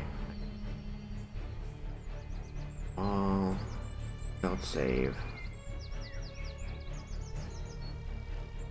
Okay, cool. She's going to bring her hands together as she sits upon the broom, and as she moves them apart, you see a blue-white orb of energy, similar to the one that Zintharmil offered you earlier, only she keeps expanding it and expanding it, until it's about the size of, your head. And she says, "Here! Why don't you hold this for me?" And she throws it at you. You're going to need to make a dexterity saving throw. Oh, yay. I can't wait.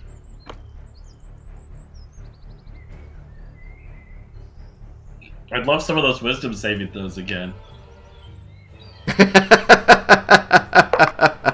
They cast enough of those at you that they're like, well, that's not working. An 18. An 18. Alright, very good. You find that the orb hits the ground beside you and then immediately expands into a bubble of ice around you. You are trapped inside. You will, however, avoid a good portion of the damage.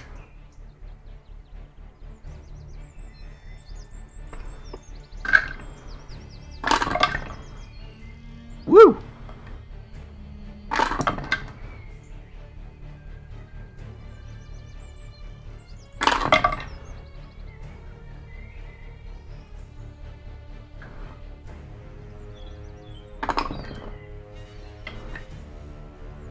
19 points of cold damage after halving.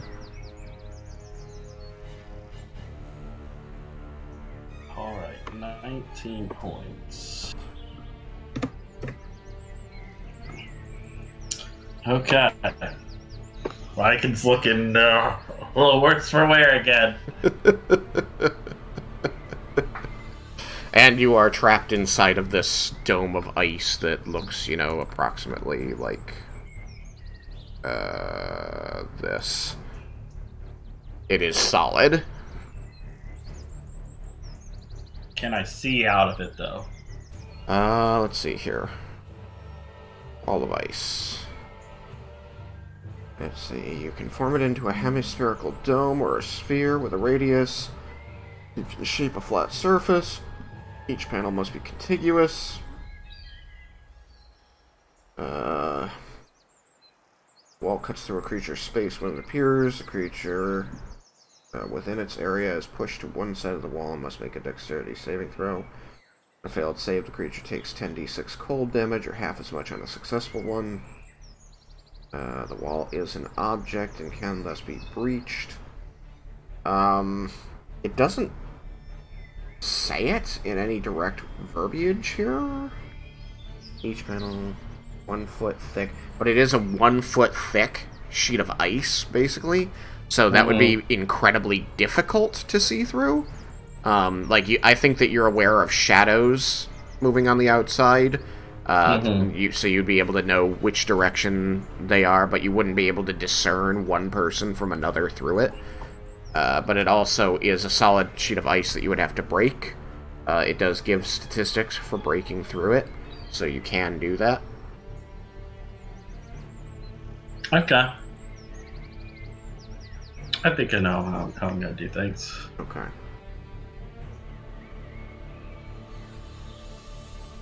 Okay. Yeah, that works.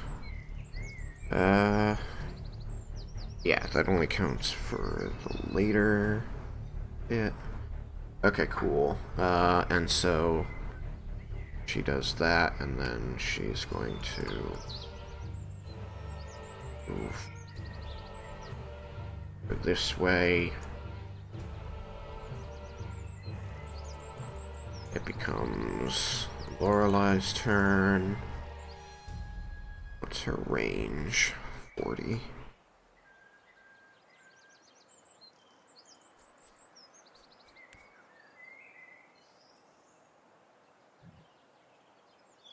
Alright, 5, 10, 15, 20, 25, 35, 40. 5, 10, 15, 20, 25, 45. Alright, so that doesn't actually super help. Alright, Lorelei. I will let you know we're about at 5 o'clock now. Okay. She actually manages to hit. He damages the creature with an arrow. Oof. The creature seems put off by this.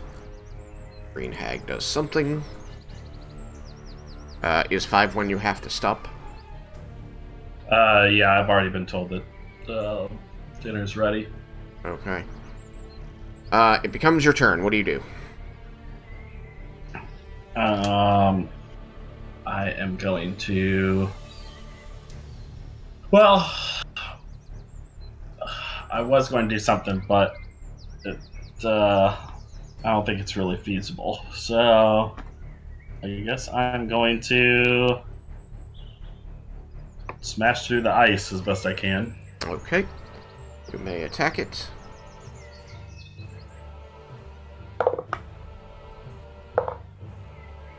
16. 16 will hit.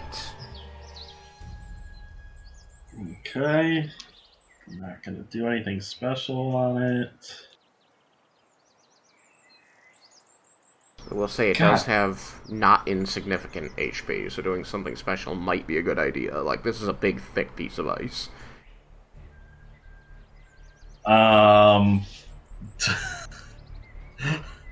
don't have much left to do. Just letting you know. I guess I'll use a 3rd level. Okay.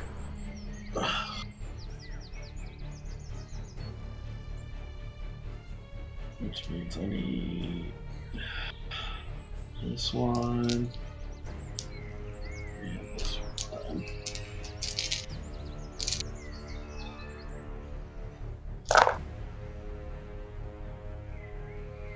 Okay.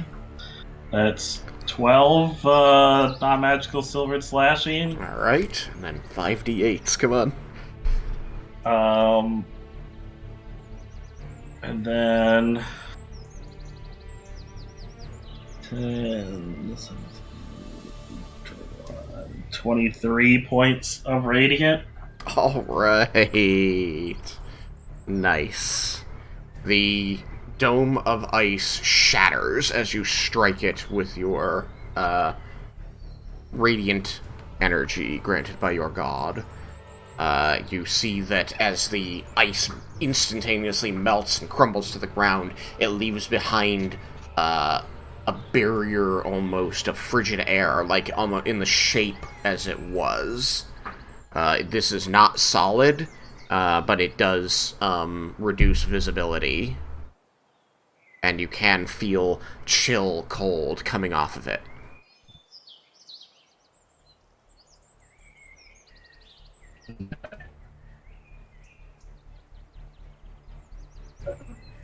Is it broken? Oh, you're breaking up. What? That's it for Raiken? Okay. Is it broken? A little bit. It is Yeah, broken. so it is broken. It is broken. So I can get out of it? Yes, you can get out of it. Okay. How high up is the hag? I think she's 20 feet up. Okay.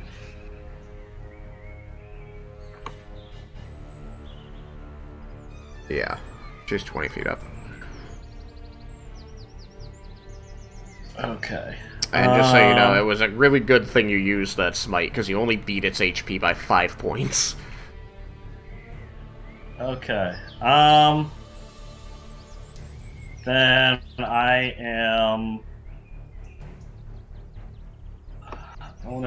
I'm thinking.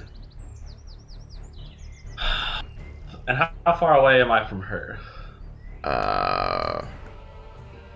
5, 10, 15, 20, 25. Okay. I'm going to move to where I'm underneath her again. 5.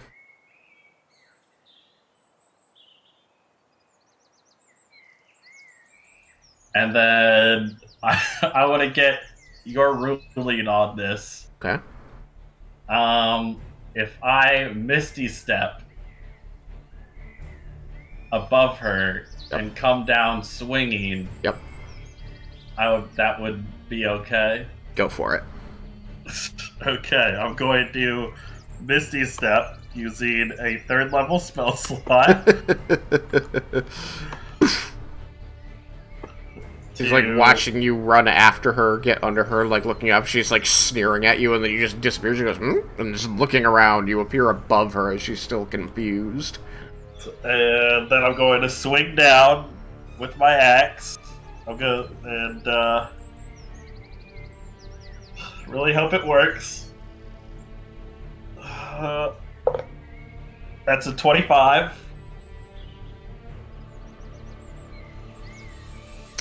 Yeah, that'll hit. Alright. I'm going to level 4 smite. Oh my gosh. She's pissed me off so much.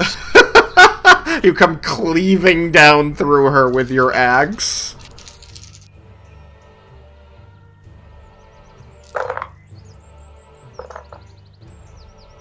Oh god, that wasn't the greatest rolls. Oh no, 2 of them are minimized. As you do this, like as you come down swinging, and you channel the energy of Cord into your axe blade to smite this target, you do notice that at the very last instant, she seems to turn and spot you and points at you. You go, ah! Right as your axe comes down upon her, and as she lets out this cry and your axe makes contact, you're going to hear another peal of lightning, and it's going to strike you in midair. Lightning, you say? I do say. I want you to utilize maximum damage for the attack. Oh. As the lightning empowers you. You also notice that the lightning bolt symbol that has been blinking red in the corner of your visor is going to light up brilliantly gold before returning to being unobtrusive on your readout. Ooh. And you're going to hear the voice of the armor in your head as she announces climax song available. Ha ha! I've done it! So, what is your damage maximized? Damage maximized. Let's do that. 1, 2, 3, 4, 5, 6 times 8 is 48 radiant and 14 non-magical silver slashing. Okay. So 62. You cleave straight down through her and land on the ground, burying your axe in the flagstone as the two halves of her body slap wetly to the ground beside you.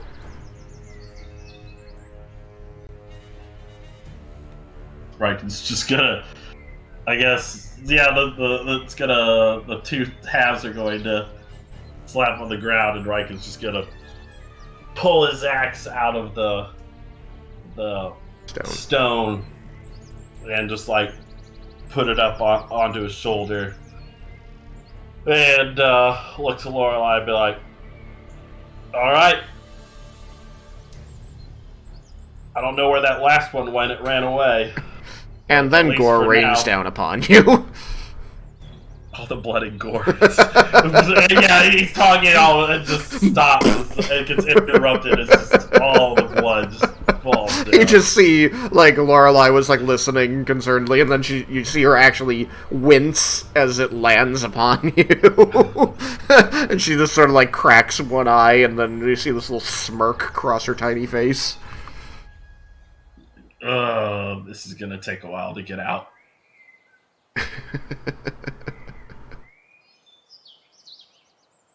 I don't know where that other one went, though. It ran off. If it returns, we'll be ready. Yes, we will. Unfortunately, they made a hole in the wall. She looks very sadly over at the hole. As well, the rest of the wall's still standing. That's true. One hole in the wall is going to be easier to repair than the entire wall itself. Now, as you say that, the rest of the wall just collapses. No, I'm kidding. I would have to question Zintharamel's construction skills.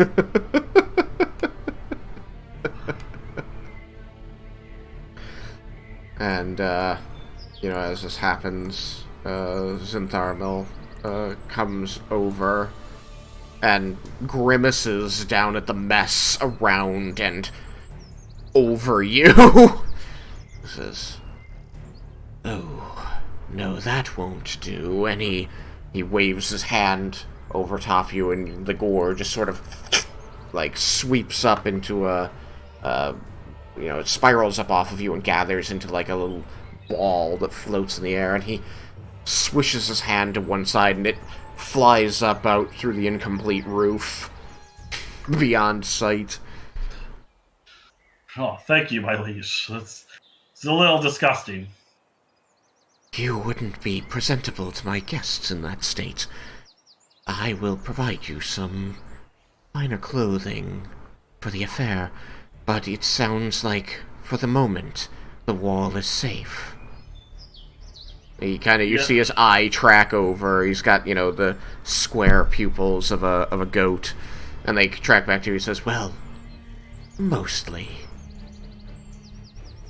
Yeah, I mean, just a little repair. He closes his eyes momentarily and nods a couple times and says, "You have done well, Knight of Zintharamil. And improvements can be made, but we still stand and can make them." I will like to warn you, my liege, that one did escape, so a possibility of another attack does loom. He kind of, like, allows his head to tilt slightly to one side. He says, "I've been suffering attacks such as these almost daily since I began construction of my domain here. They will, of course, return, but I did not have the attention to give it today, given that I have other obligations. Your assistance, your service has been invaluable."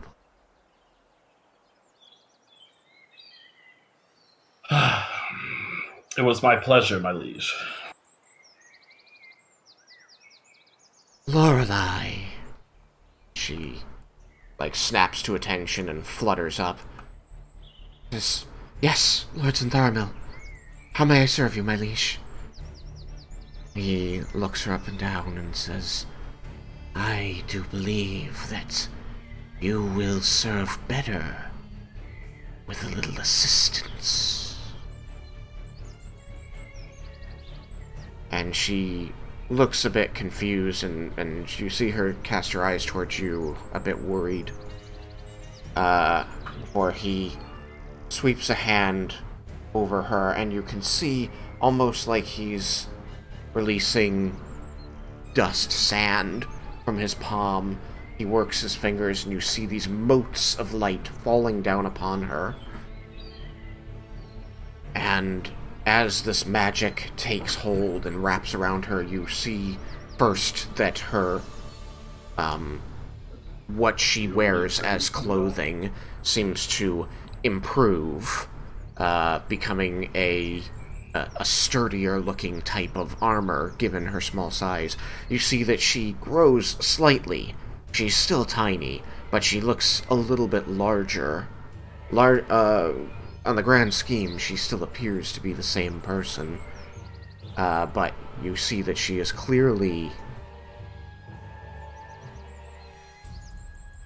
altered by the magic. Yeah. And then finally you see her weapons also grow and improve. And Zentharmil says, I have altered you. I have made your form more resilient, so you may better serve your liege lord.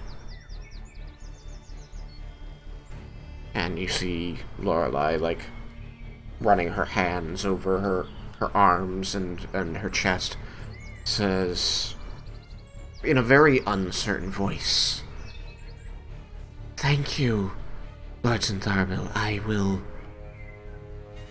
serve to the best of my ability with the strength you've granted me. Oh, Lorelei, I wouldn't want to mess with you now. She looks over towards you, turning such that Zentharmel can only see her in profile, and you can see that she is not amused. Raiken kind of figured.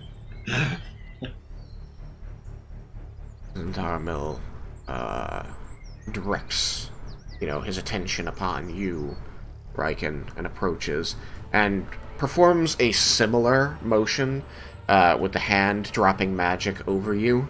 However, you do not feel your form change. You feel, physically, you are unaltered. Not like Lorelei, who seems to have been changed by the magic. But you find that the Armor of Cord is unsummoned. Against your will. Like, without your permission. It just... and it disappears, and you are back into your normal clothes. And then you feel that your normal clothes are now changing. And as you look down, they are now in greens, browns, and reds of leaves. There are many leaf affectations over it.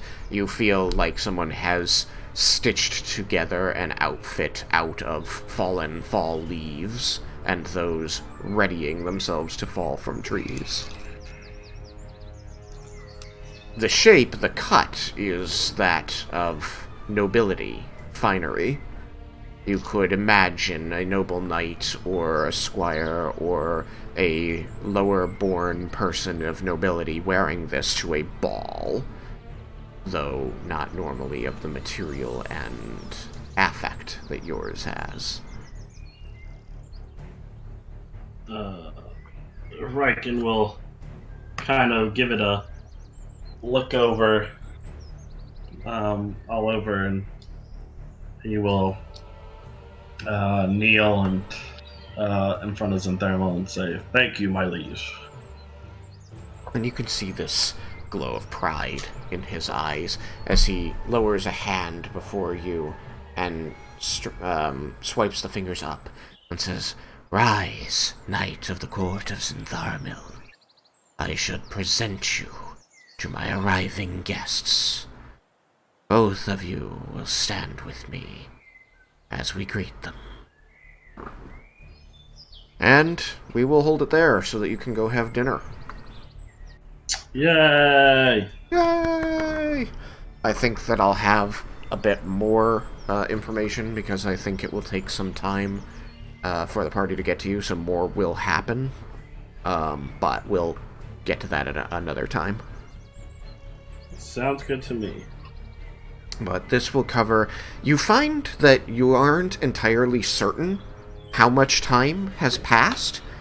It kind of feels like you've been here for maybe 10 minutes, maybe an hour? It's weird. You know that you did enough and said enough to have filled at least an hour, perhaps more, but as you try to think about the passage of time, you find that minutes, you feel like you'd only just arrived.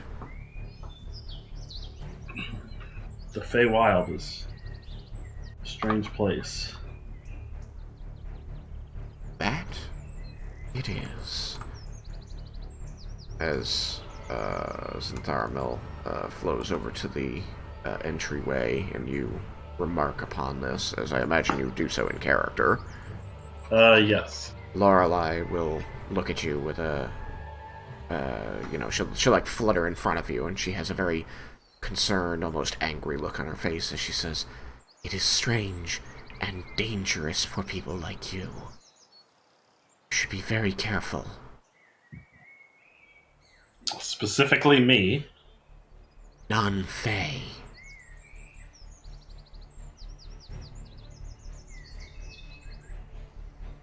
I can see that. I don't know exactly who his guests are going to be, but don't accept anything they offer you. No matter how friendly it seems. Unless Theramel says I should. She kind of like, you see her eyes drift down at that question. Says, they would not offer in front of him. I see. Thank you for your words of warning. Our hope now is to survive what comes next and get back to Leah.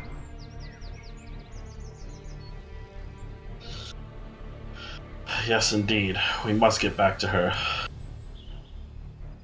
She kind of like leans in a little closer. As you can see Zentharamil over by the door, like kind of looking around like, I'm waiting, kind of, on his face.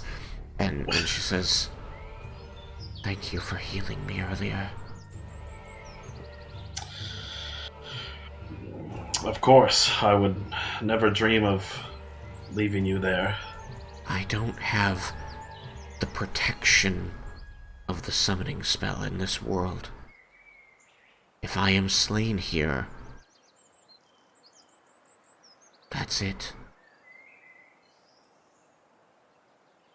It was a little difficult trying to bring you back. Does it have something to do with the Feywild, or was it just the magic that was used on you? She kind of like shakes her head and shrugs her shoulders a little bit. She says, I don't know exactly. It could have been the extent of the wounds. I don't fully understand your healing magic or how it functions here. For Well, in any case, for all I know, the magic that you're drawing on has difficulty reaching into this place. A difficulty it doesn't have in the material plane. well, in any case, I won't let that happen. He looks at you seriously again and says, I appreciate it, but I do need you to focus on what anyone here says to you, to gauge it carefully. Words are binding, as you should already have learned with Zentharamil.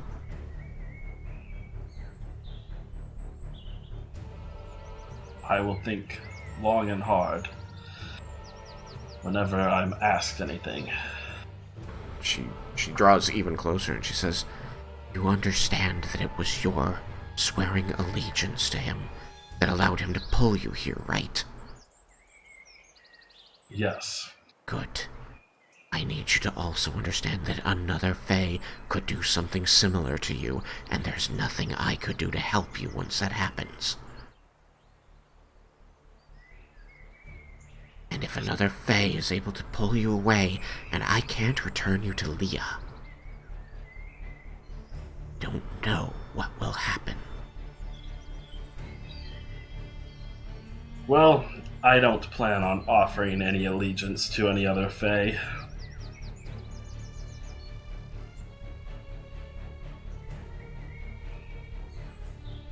Okay. I just needed to make sure that you'd heard that from someone. Tharmel is eager to show you off as a pet, but he didn't warn you of the dangers. I appreciate it. Do it for Leah.